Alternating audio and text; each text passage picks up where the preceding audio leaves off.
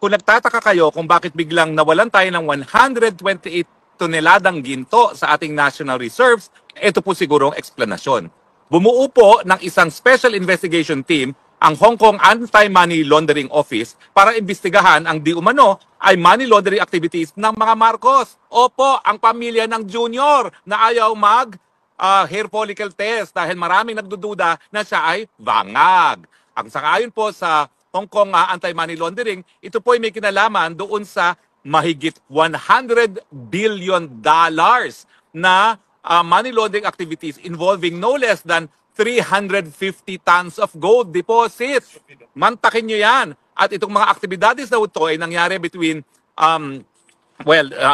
yung mga panahon na talunan ang Marcos Jr. pero I'm sure pinakikinabangan hanggang ngayon dahil nga hindi natin naintindihan kung ano nangyari dun sa 128 billion na biglang nawala sa Central Bank Reserves. Now, nagkaroon pala ng isang Taiwanese na whistleblower at ito po ay headline sa Taiwan. Mantakin nyo yan. Bida na naman ang Marcos family dahil headline po sa Taiwan nung nasimulan ang money laundering investigation laban kay Marcos Jr. Magandang araw po sa inyong lahat, ha? Araw na naman ng linggo at meron na naman tayong Spokes Hour. Anong pag-uusapan natin? Ayan, nangako ng 20 pesos na bigas, matapos ang isang araw, natigil na. Nasaan na naman ang 20 pesos na bigas? Ang problema kasi, talagang pag sinungaling ang presidente at hindi talaga mabigyan ng katuparan ng pangako, kahit anong gawin niya, hindi mangyayari. Yung 20 pesos na bigas kasi, ang pangako niya, tandang-tanda ko yun, dahil ako'y umakyat sa kanyang entablado, no? Sabi niya, tatanggalin natin yung mga traders, yung mga ibang bagay na nagiging dahilan kung bakit napakataas ang presyo ng bigas. At pabababain nga niya yung presyo ng bigas. Hindi naman niya sinabi na magbebenta lang kami ng 20 pesos na bigas sa panahon ng eleksyon. Na alam natin, ang siguro, ang halaga ng bigas ay binibenta, 45 at gobyerno magbabayad ng 25 para mabigyan o mabenta ng 20 pesos kada kilo ang bigas sa ating mga kababayan sa panahon ng eleksyon. Dalawang bagay ang dahilan kung bakit nila tinigil yan. Number one, napakalaking halaga ang gagastusin ng gobyerno sa panahon na wala na tayong pera. Bakit? Kinurakot na nila sa mga ayuda, sa mga flood control projects na wala namang silbi, sa mga infrastruktura, sa tungpat sa kali at mga tulay na gumuguho. So saan mo pa kukunin yung pera? Pantustos dun sa halaga na 45 bigas na ibebenta mo sa 20 pesos. Siyempre, simple arithmetic yan. Kung wala ka namang pera na inipon at wala kang extra pera na pwedeng gastusin para isubsidize yung 25 pesos. Kung ibebenta mo sa 20 pesos kada kilo yung bigas na binili mo ng 45, ubus na rin yung pera. At ngayon, dumating na tayo sa punto, ha? Lumalabas na yung ating deficit. Yung halaga ng binibili natin sa labas, napaka-laki kung ikukumpira mo dun sa mga naibebenta natin sa labas. Matindi na po yan, no? Yung ating trade deficit na tinatawag.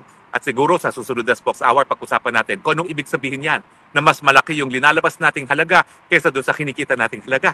Well, simple lang po yan, no? Tayong mga ordinaryong pamilya, kapag syempre, ang ginagastos natin mas malaki sa kinikita natin, saan mo kukunin yung balanse? Utang, utang, utang. At kapag kayo umutang na umutang, ay naku, darating ng punto, una-una, baka wala na magpautang sa'yo dahil hindi mo na mabayaran. Pangalawa, syempre, kakagat ka sa mas mataas na mga interest rates. Pero ang punto po, palpak na naman ng Marcos Jr. Talaga naman po kapag nagsisinungaling, at sinabi naman ni VP Sara, talaga namang alam ni Marcos Jr. na hindi niya madideliver yung 20 pesos kada kilo ng bigas. Sinabi lang yan, bilang pangako, talagang hindi magkakaroon ng katuparan yan.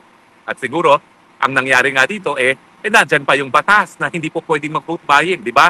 Ako yung kauna-unang nagsabi na kapag pinagpatuloy niya yung 20 pesos kada kilo na bigas, na talagang alagay 45 at talaga namang sinasubsidize ng gobyerno ang halaga ng bigas na yan, talagang yan po ay po pwedeng maklasify as vote buying. At baka ma-disqualify pa ang lahat ng kandidato ng alyansa. Dahil ang nakikinabang dyan, mga kandidato ng alyansa. Dapat nga siguro, biski isang araw lang yan, may magreklamo pa. Dahil vote buying pa rin yan na isang instance, isang araw.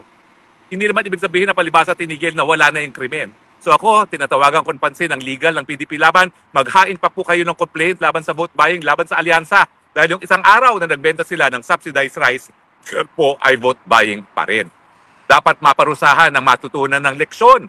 Kasi yan ang problema sa atin sa Pilipinas. Binabaliwala natin ang mga batas, kaya tuloy, nagkakaroon ng sense of impunity. Ano ibig sabihin ng impunity? Kaya kong gawin yan dahil kami nakapwesto. Wala kaming pananagutan dahil kami nakapwesto. Yung mga kalaban namin, gaya ni Duterte, ni Harry Roque, sila ang titirisin namin dahil kami nakapwesto. Ay hindi po.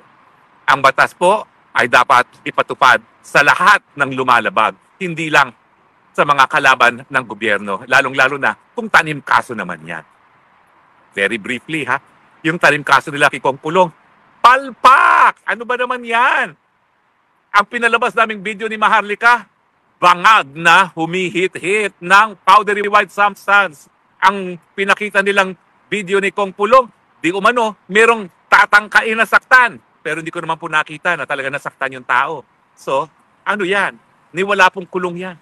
Yan ba yung dahilan? Yan ba yung tingin nilang dahilan para hindi manalo muli si Kong Pulong? Ang totoo lang po, basang-basa na ang papel ng mga kalaban ni Kong Pulong at ng pamilyang Duterte sa Davao.